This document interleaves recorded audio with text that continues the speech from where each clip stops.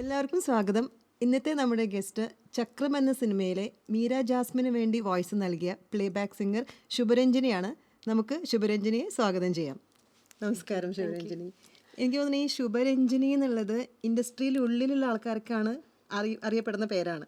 പുറത്ത് ശരിക്കുള്ള പേരെന്താണ്? ശരിക്കും രഞ്ജിനി എന്ന് മാത്രമേ ഉള്ളൂ. ശുഭരഞ്ജിനി എന്നുള്ള പേരിന് പിന്നില് പിന്നിലൊരു കഥയുണ്ട്. അതെ അതെ അതെ, അതിലോട്ട് നമുക്ക് വരാം. ശരിക്കുള്ള അപ്പൊ ഇൻഡസ്ട്രിയിൽ എല്ലാവരും അറിയപ്പെടുന്ന ശുഭരഞ്ജിനി എന്നുള്ള പേരിലാണല്ലേ? ശരിക്കുള്ള പേര് രഞ്ജിനി എന്ന് മാത്രമേ ഉള്ളൂ. രഞ്ജിനി എന്ന് മാത്രമാണ്. Okay okay. എങ്ങനെയാണ് ഈ എന്താ പറയാ പാട്ടിലേക്കുള്ള ഒരു വരവ് എന്ന് പറഞ്ഞെങ്കിൽ ചെറുപ്പത്തിലോട്ട് നമുക്ക് പോവാം.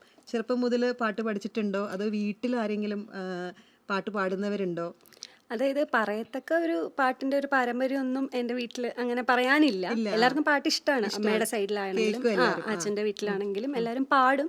പിന്നെ ചെറുപ്പത്തിൽ ഇങ്ങനെ സ്കൂളിൽ പഠിച്ചുകൊണ്ടിരുന്നപ്പം എൻ്റെ ഒരു ടീച്ചറാണ് ഇങ്ങനെ പാടാനായിട്ട് ഒരു കലയുണ്ടെന്ന് മനസ്സിലാക്കുന്നത്. അതൊരു 3rd സ്റ്റാൻഡേർഡിലൊക്കെ പഠിക്കും.